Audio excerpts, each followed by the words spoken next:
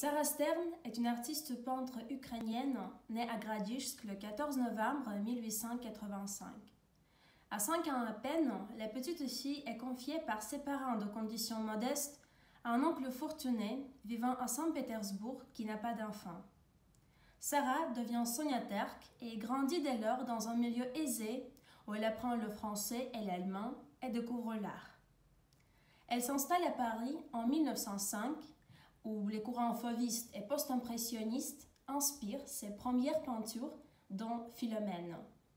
La passion de couleur l'anime. Je suis attirée par la couleur pure, couleur de mon enfance, de l'Ukraine, souvenir de paysannes noces de mon pays, où les robes rouges et vertes, ornées de nombreux rubans, volaient en dansant.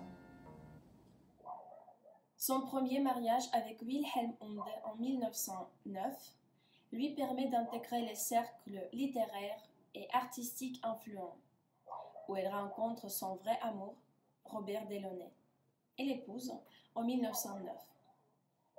À la naissance de leur fils en 1911, Sonia crée une couverture de berceau composée de bouts de tissu qui deviendra une icône de l'abstraction. Désormais, les deux peintres embrassent le simultanisme où l'objet est détruit au profit de la couleur et de ses contrastes.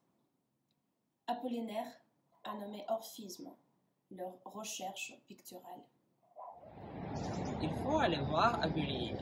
Le jeudi et le dimanche, monsieur et madame Robert Delaunay, peintres, qui sont en train d'opérer la réforme du costume. L'orphisme simultané a produit de nouveautés vestimentaires qui ne sont pas à dédaigner. En 1913, elle collabore avec le poète Blaise Cendrars. La prose du Transsibérien et de la petite géante de la France est un texte poétique dont la mise en page a bénéficié d'un traitement exceptionnel de la part de Sonia Delaunay.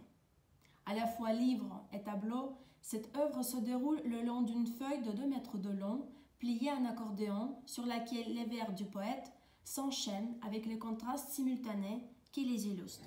À partir des années 20, Sonia se consacre à sa recherche dans les costumes, tout en continuant à peindre. Elle lance une boutique avec ses modèles de robes et tissus simultanés. L'idée est de traduire rythme, mélodie et composition en utilisant les contrastes et les rapports entre les couleurs, intégrer l'art dans la vie moderne. Cette volonté amène Sonia et Robert Delaunay à collaborer à plusieurs projets dans celui du Diaghilev, un décor de théâtre, des costumes. Dans cette recherche simultanée, elle crée aussi des robes poèmes, des sacs, des accessoires.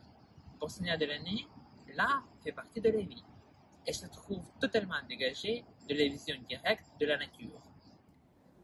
Elle révolutionne l'art de tissu dès 1922 en imposant ses motifs géométriques, ses combinaisons de plans colorés et rythmés et ses gammes de tons contrastés. Elle a développé des harmonies de couleurs qui ont inspiré de nombreux couturiers. Delaunay est honorée par une exposition de ses œuvres au musée du Louvre et devient la première femme à avoir eu une telle rétrospective de son vivant.